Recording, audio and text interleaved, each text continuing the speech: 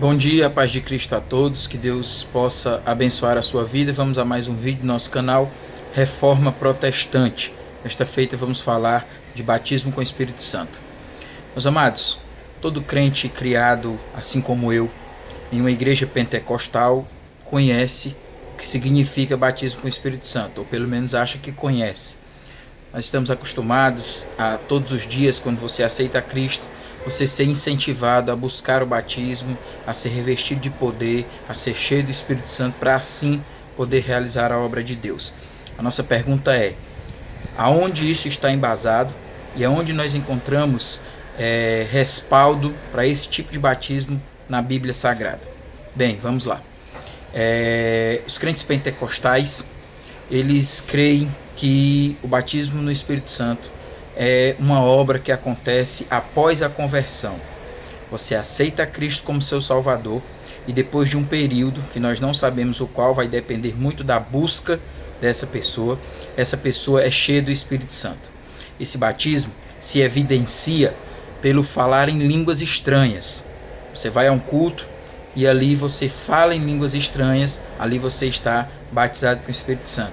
Ele também é conhecido como batismo com fogo, porque no momento daquele batismo acontece algo extraordinário. Você, ao ficar cheio do Espírito Santo, você rodopia, você vai depender da emoção de cada um, você chora, é um batismo que é conhecido como batismo com fogo. Resumindo, esse é o batismo com o Espírito Santo. Mas vamos analisar essas coisas, essas três principais características, não é? Um batismo que é realizado após a conversão, um batismo que tem como evidência o falar em línguas e um batismo que é com fogo. Primeira coisa, ele é conhecido como algo que acontece após a conversão, baseado em coisas que aconteceram em Atos dos Apóstolos. Exemplo, Atos capítulo 10, né, nós encontramos a casa de Cornélio. A Bíblia diz que aquele homem era um homem temente a Deus, mas ainda não tinha sido cheio do Espírito Santo. Nós encontramos os filhos, os discípulos de João Batista, né, em Atos 19, que também são, após já terem conhecido a Cristo, já serem crentes, são cheios ali do Espírito Santo depois do apóstolo Paulo. Nós encontramos pelo menos 4 relatos em Atos dos Apóstolos que tratam disso, de crentes que após a conversão são cheios do Espírito Santo. Os samaritanos também, isso aconteceu com eles. Pois bem, mas nós precisamos entender a progressão que aconteceu ali. E eu vou dar um exemplo aqui muito claro para vocês. A pergunta é: no início, os apóstolos que estavam orando ao Senhor no cenáculo eram crentes? Se a resposta for sim, se o colégio apostólico era crente, então nós vamos entrar em contradição com o que Jesus disse. Porque por muitas vezes eles foram pegos disputando um com o outro para saber quem era o menor. O próprio Jesus disse que quando Pedro se convertesse deveria cuidar das suas ovelhas. Então há um pleno... nós encontramos no colégio apostólico muitas evidências de não conversão, de pessoas que ainda não são convertidas. Então eles passam a pregar o evangelho após o que acontece no dia de Pentecostes, em Atos capítulo 2. A partir dali é que eles começam a pregar o evangelho. Então o que acontece ali em Atos, acontece para que haja uma explosão do evangelho. Então ali nós encontramos nós não encontramos mais, durante a escritura, essa evidência de que o batismo com o Espírito Santo é algo que acontece após a conversão. Não encontramos mais essa evidência. E eu vou já mostrar isso aqui para vocês. A segunda evidência é o falar em línguas. O falar em línguas que necessariamente todo crente pentecostal sabe disso, e você pode perguntar. É necessário falar em línguas. Ainda que não permaneça o dom, ainda que você não continue falando, é necessário no dia da conversão falar em línguas. Porém, o apóstolo Paulo em 1 Coríntios capítulo 12, e eu faço questão que você encontre aí na sua Bíblia, no verso 30, ele diz algo muito interessante. Aliás, vamos ler o verso 29 também. Ele diz assim: porventura são todos apóstolos? Uma pergunta de Paulo. São todos profetas? São todos doutores? São todos operadores de milagres? Têm todos o dom de curar? Falam todos diversas línguas, interpretam todos. Ou seja, na visão do apóstolo Paulo, a igreja era constituída de pessoas que tinham dom, que eram profetas e outras não, que eram doutores e outras não, que eram operadores de milagres e outras não, que falavam em línguas e outros não. Mas se o batismo com o Espírito Santo tem como evidência o falar em línguas, como é que na igreja de Corinto Paulo diz, todos aí falam em línguas? Não. Todos falaram em línguas? Não. Então o próprio apóstolo Paulo mostra que não se faz necessário que todos os crentes falem em línguas. E isso a gente pode até ver depois falando sobre a contemporaneidade dos dons, não é?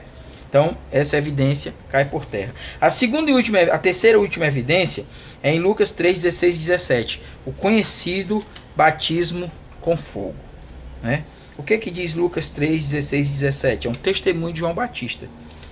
Respondeu João a todos dizendo, eu na verdade batizo-vos com água, mas eis que vem aquele que é mais poderoso do que eu, do qual não sou digno de desatar a correia das alparcas, esse vos batizará com Espírito Santo e com fogo.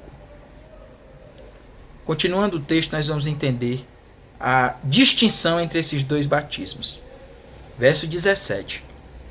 Ele tem a pá na sua mão, e limpará a sua eira, e ajuntará o trigo no seu celeiro, mas queimará a palha com fogo que nunca se apaga.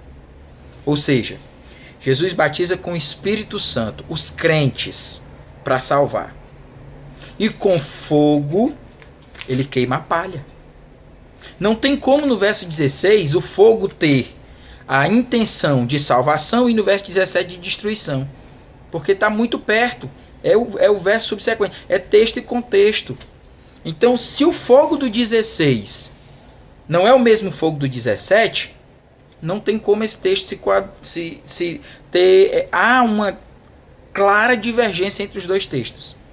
Então, o batismo com fogo que Jesus se refere aqui é um batismo de destruição. Portanto, cuidado quando você for pedir. Jesus, me batiza com fogo? É isso que o texto está dizendo. Mas vamos lá. A conversão acontece no ato. O batismo com o Espírito Santo, aliás, acontece no ato da conversão. No ato da conversão você é cheio do Espírito Santo. As pessoas dizem, não é não. Não é não? Então vamos ver um outro texto. 1 Coríntios, capítulo 12, verso 3. 1 Coríntios 12 e 3.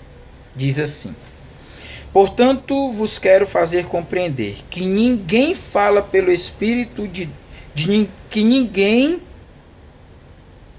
que fala pelo Espírito de Deus diz, Jesus é anátema, ou seja, Jesus é maldito. E ninguém pode dizer que Jesus é o Senhor senão pelo Espírito Santo. Então me expliquem como é que alguém se converte, aceita a Cristo, vai à frente e só depois recebe o Espírito.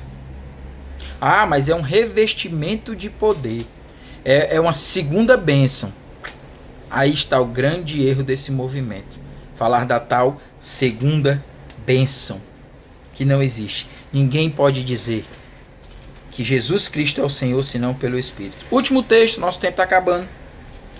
Efésios, capítulo 1, verso 13. A afirmação é: você, meu querido, se converteu a Cristo, reconheceu os seus pecados e reconheceu o sacrifício de Cristo na cruz e está lutando para viver uma vida digna diante de Deus, você é batizado com o Espírito Santo.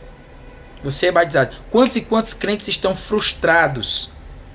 Não pregam, não fazem a obra esperando o batismo, mas que na verdade já foram batizados, simplesmente por conta de uma distorção bíblica que acontece. Vamos ver isso? Efésios 1, verso 13. Está preparado?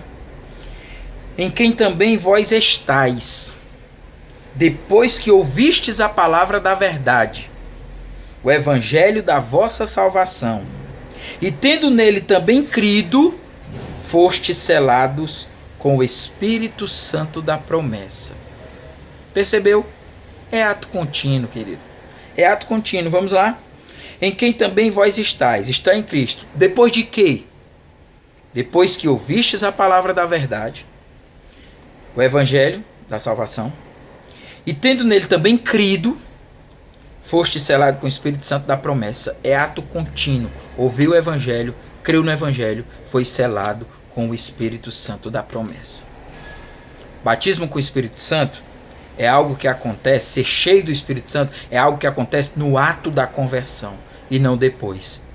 Não precisa ter evidência de falar em línguas. A evidência do batismo com o Espírito Santo é uma mudança de vida. Que Deus em Cristo te abençoe. Dê a sua opinião no nosso canal, mas desde já eu quero pedir o seguinte: use a Bíblia, querido. Use a Bíblia. Muitas pessoas estão comentando os vídeos e dizendo: ah, eu já vi isso. Não, use a Bíblia. Precisamos usar a Escritura. Quer refutar o que eu digo? Use a palavra. Não use experiências, porque se formos atrás de experiências, muita gente tem experiências muito mais maravilhosas do que as dos pentecostais. Use a Bíblia. Que Deus em Cristo te abençoe. Eu espero o seu comentário, o seu like, o seu dislike. Faça aí, dê a sua opinião. Nós vamos responder usando a palavra de Deus. Que Deus em Cristo te abençoe em nome de Jesus.